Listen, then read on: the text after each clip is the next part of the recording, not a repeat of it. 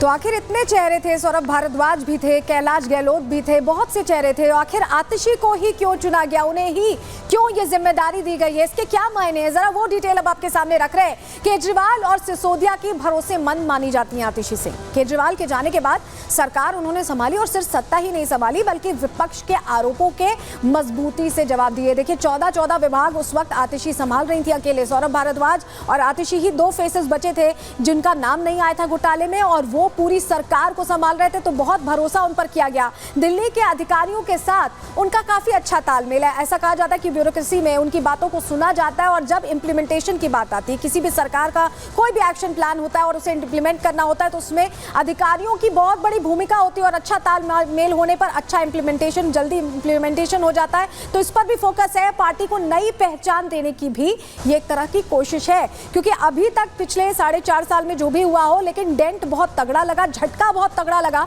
शराब घोटाले के बाद। तो ऐसे में अब नई पहचान हो जाए और सारी जो पिछली चीजें, क्योंकि चुनाव बिल्कुल अब 5 महीने ही दूर हैं और अभी 14 मंत्रालय की जिम्मेदारी आतिशी संभाल रही हैं। भ्रष्टाचार का उन पर कोई आरोप ना होना एक बहुत बड़ा एड ऑन है, एक बहुत बड़ा कहें कि उनके लिए इंपॉर्टेंट है, क्योंकि सीएम पद छोड़ने पर बगावत नहीं करेंगी, इसका भी भरोसा जाहिर किया है अरविंद केजरीवाल ने। आतिशी पार्टी का मजबूत महिला चेहरा रही है और ऐसा महिला चेहरा रही है जो खुलकर जवाब देती हैं, खुलकर बात रखती हैं, मुखर होकर कहती हैं।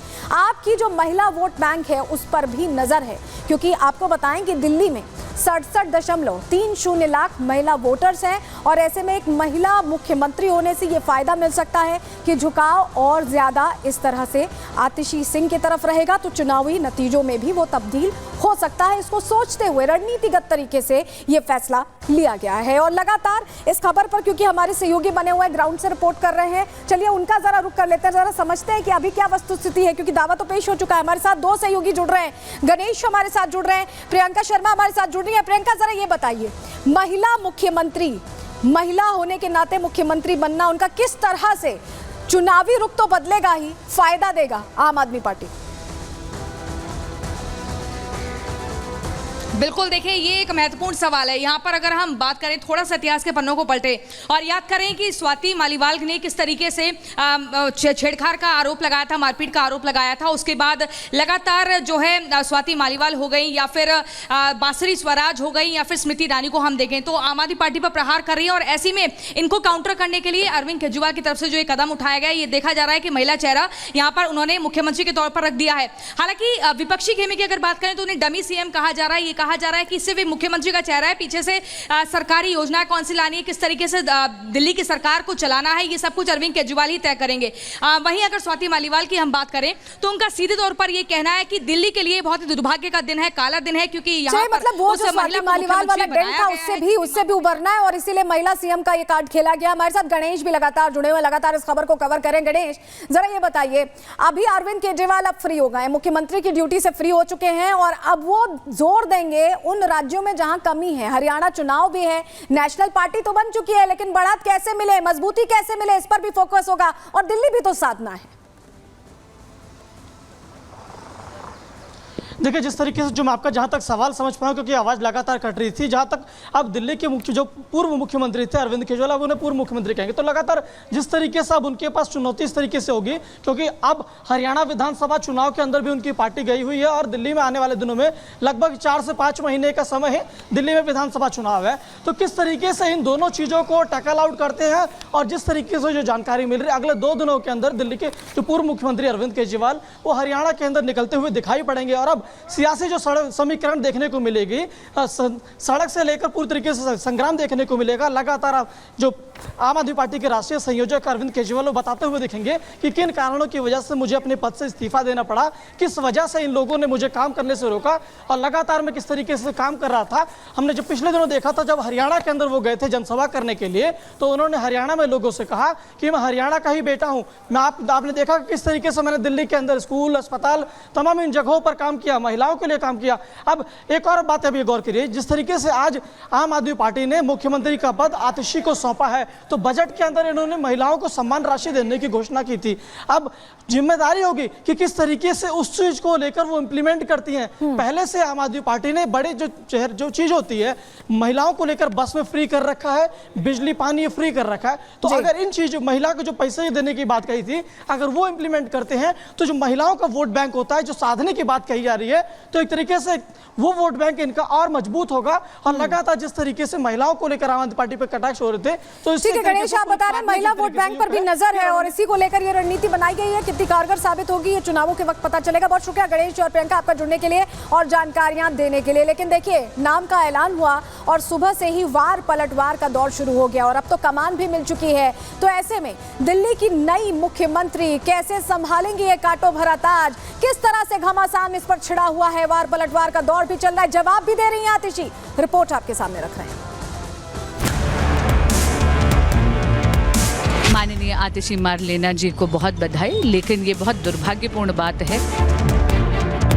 वो रिमोट हैं, वो तो कठपुतली हैं। चेहरा बदल गया है लेकिन करैक्टर वही भ्रष्टाचारी है। भ्रष्टाचार के धब्बे इनके दामन पे लगे हैं जो साफ नहीं हो सकते। आतिशी सिंह राजधानी दिल्ली की तीसरी महिला मुख्यमंत्री बनने जा रही हैं। पार्टी नेतृत्व और विधायक दल ने सर्वसम्मति से आतिशी के नाम पर अंतिम मोहर लगा दी। आतिशी का नाम फाइनल होते ही सियासी पारा हाई है। पार्टी के कुछ नेता आतिशी के नाम पर समर्थन तो जता रहे हैं, लेकिन अभी भी अपना नेता केजरीवाल को ही बता रहे हैं। वहीं बीजेपी की तरफ से आतिशी पर बाहरी होने का आरोप भी लग रहा है।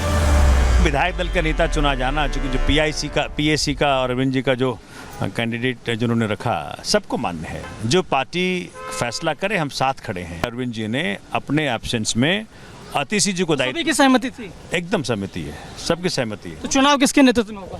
अरविंद जी के नेतृत्व में होगा। अरविंद केजरीवाल आतिशी मारलीना को दिल्ली का मुख्यमंत्री बना रहे हैं। आम आदमी पार्टी एक ऐसे व्यक्ति को मुख्यमंत्री बनाने जा रही है जिसका अन्ना आंदोलन से, इंडिया अगेंस्ट करप्शन से कोई लेना देना ही नहीं रहा। एक आंदोलन के बाहरी व्यक्ति को मुख्यमंत्री बनाया जा रहा है। मौजूदा समय में आतिशी अरविंद केजरीवाल की सबसे भरोसेमंद सहयोगियों में से एक है। जब पार्टी की फ्रंट लीडरशिप जेल चली गई, तब आतिशी ने बाहर रहकर पार्टी और सरकार के कामों को आगे बढ़ाया। आतिशी के मुख्यमंत्री बनने से केजरीवाल को डबल फायदा है। पहला की कुर्सी छोड़ने के बाद भी केजरीवाल सुपर सीएम बने रहेंगे। वहीं दूसरा फायदा ये कि आतिशी की साफ छवि पार्टी को हरियाणा और दिल्ली चुनावों में फायदा पहुंचा सकती है।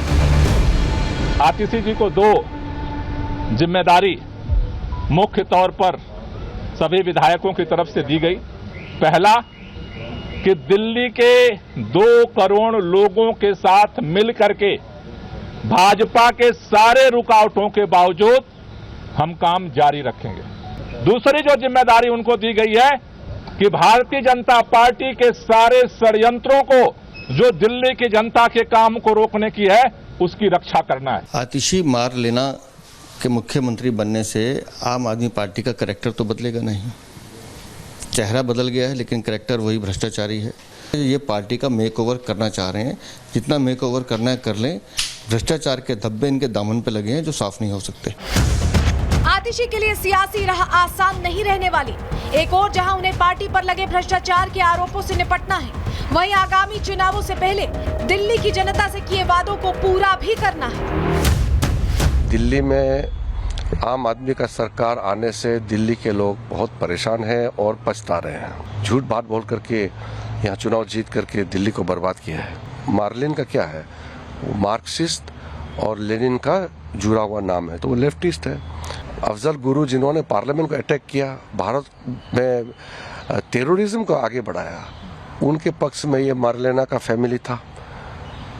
इसका जवाब कौन देंगे? और ये उम्मीद भी करता हूँ कि दिल्ली की जनता की जो समस्याएं हैं, शायद वो उनका कुछ समाधान होगा। इसके साथ साथ आज ये भी ज़रूरत है कि माननीय केजरीवाल जी ने जब सरकार बनाई थी तो बहुत सारे वादे किए थे। उन वादों से केजरीवाल जी या उनकी सरकार भाग नहीं सकती है। इंडी गठबंधन में कांग्रेस और आम आदमी पार्टी का भले गठबंधन हो, लेकिन हरियाणा और दिल्ली में कांग्रेस आम आदमी पार्टी को टक्कर देने की पूरी तैयारी कर चुकी है। ऐसे में केजरीवाल और आतिशी के लिए हरियाणा और दिल्ली की राह आसान नहीं रहने वाली। Bureau report, Republic Bharat.